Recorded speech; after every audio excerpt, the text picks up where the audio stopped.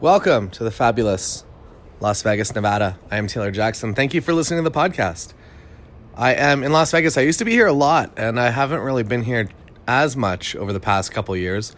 I was doing some photography work when the city center build was going up, and I'm actually staying at the city center. So Aria used to be my favorite hotel here. I stayed there quite a lot, and now Cosmo is.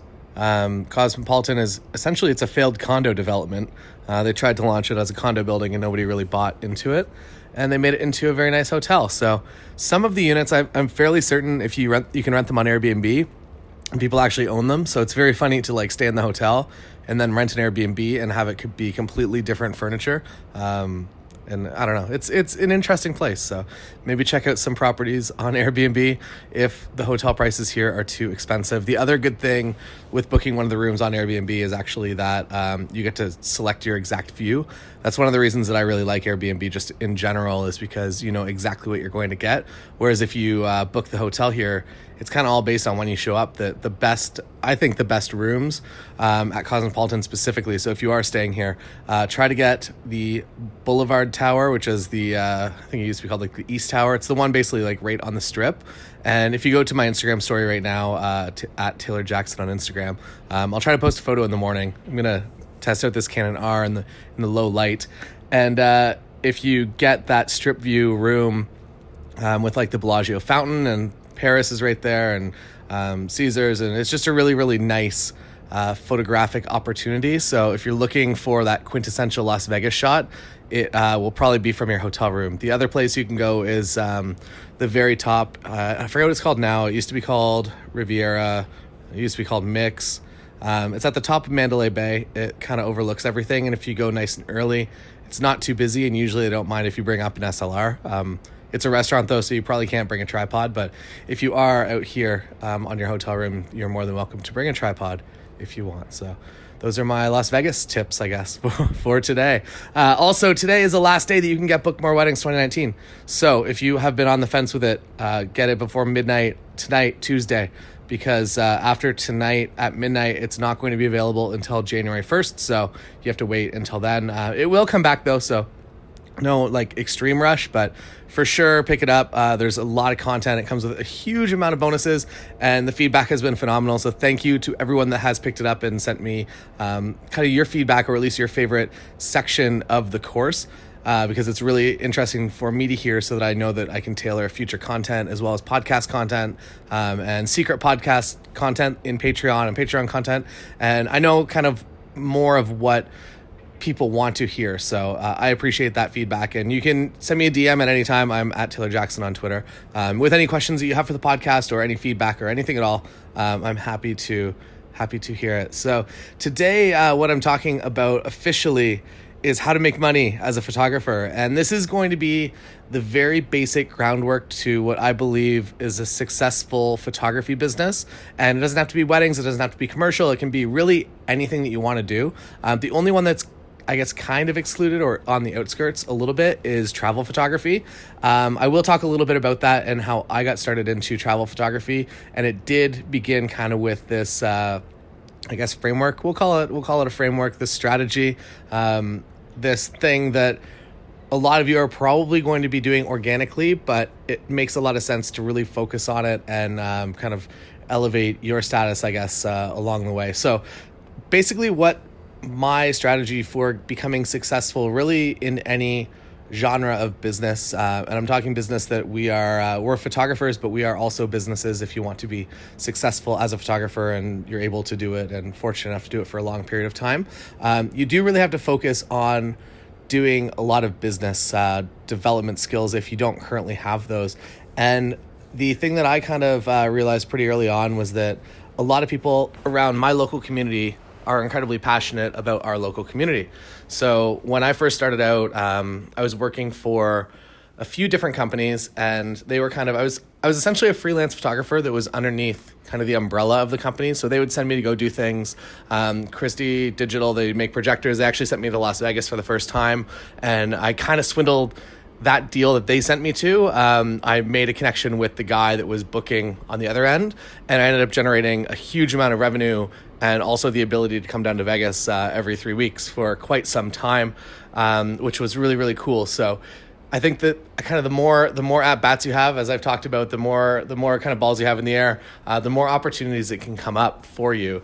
And all of these opportunities started back at home, and being invested kind of in my local community and being a little bit just like wanting to, I guess, make a difference at a core level and create something that maybe didn't exist yet. So when we built our first documentary project called Startup Community. It was a documentary about startups in our local area, and it was the film that we wanted to watch. So it didn't exist. Nobody was making it. We were kind of getting a little bit sad that this thing didn't exist yet, and there was a lot of cool stuff going on, and it really needed to be documented.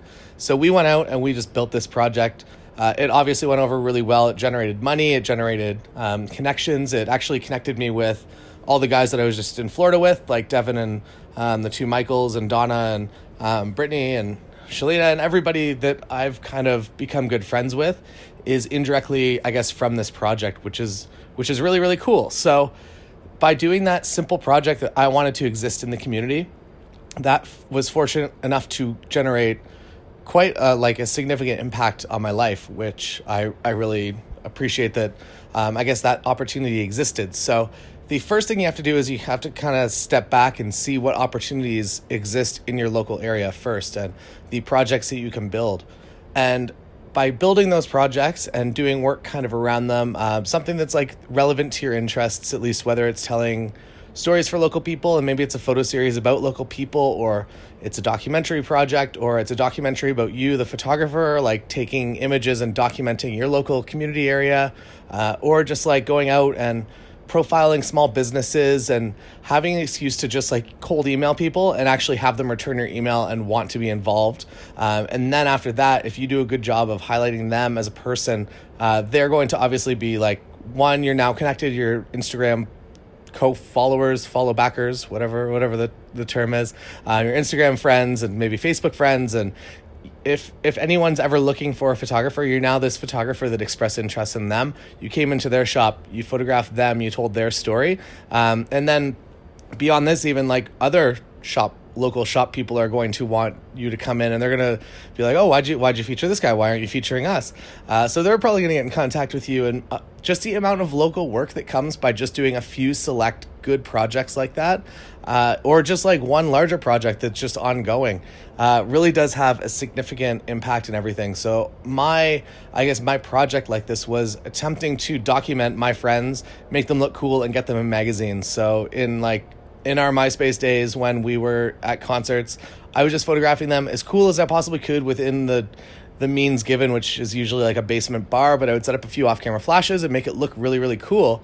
And they were super happy that somebody came out, and instead of taking the like usual crappy, not even cell phone photos at that time, but just like crappy point and shoot or like film photos, that somebody was actually creating like really, really great work for them.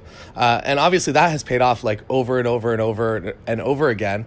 And that's really kind of stepped me into all the opportunities that I even got as like before I even really knew what I was doing. So just by doing that project and telling those stories and getting connected to that sub-community within my community, those people go out into the world and they do lots of cool stuff. I've booked commercial jobs. I've booked a ton of weddings from those friends.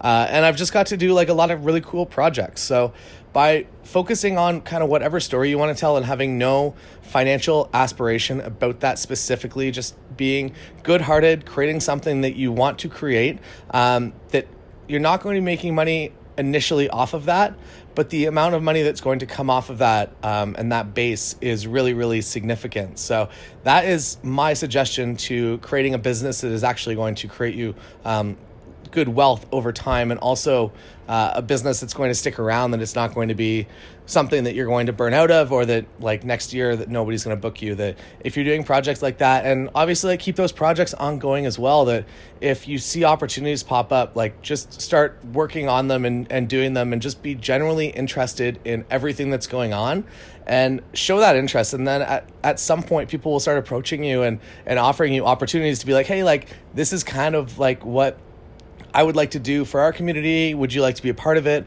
Also, there's, I guess, like even like way beyond just traditional people, if you are somebody that has such an interest in the community and you can create good content for your local area, there's going to be all kinds of people that you never expected to be reaching out to you in your email box, reaching out to you, like the mayor, for instance. We went to Napa Valley with the mayor of Kitchener, which is a city that I almost live in. I like Kitchener a little bit better as far as the mayor goes. So I like Barry, and we were just like, we did this Porsche trip across America and came back to Kitchener, Ontario. He greeted us at City Hall. We had a police escort into town. So this is, I guess, like the power of the local community. So we had these cars. My friends had these cars, Michael that we just talked about, and Devin had these cars out in San Francisco where they purchased them.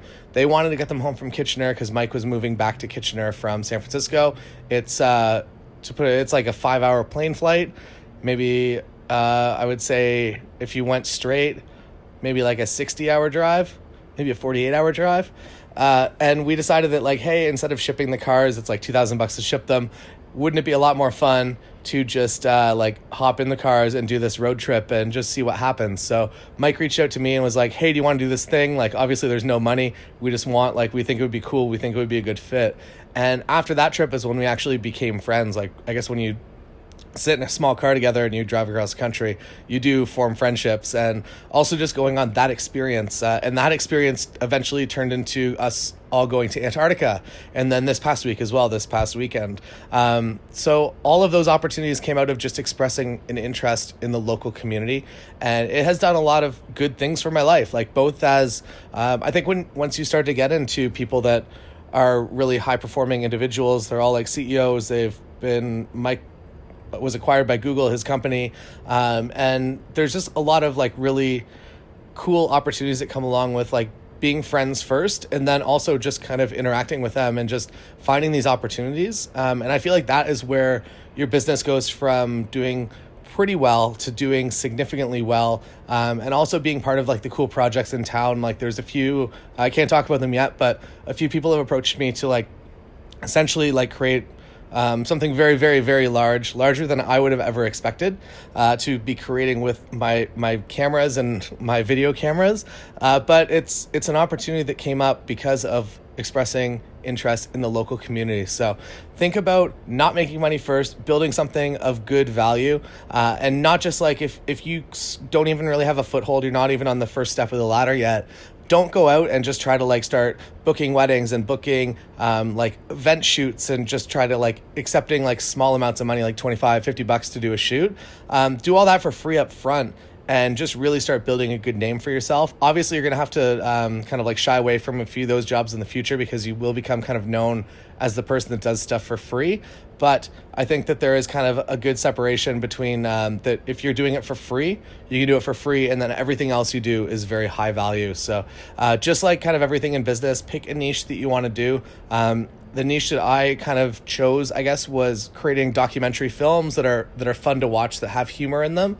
And for my photography, it's essentially just weddings and just like amazing fashion things that I find interesting that I'm able to create. So those are kind of the two things that when people approach me locally, that's what they want to hire. That if it's a business reaching out for me, they're probably not going to reach out to me to build like an in-studio product film, but they are probably going to reach out to me to build a documentary about the culture of their business or how they actually developed a project or where they're going, or make a video for their investors to actually show that people work here, and to show what it's actually like to be the community within that business. So that's kind of the niche that I carved out, and that was simply by building a couple of those projects involving usually the same people, and it has worked out really well. So create things for the love of it first, and the money will follow. I know that maybe it's not clickbait, but the title of this was How to Make Money in Photography. And by laying that base, that foundation, you will make a lot more money than just making like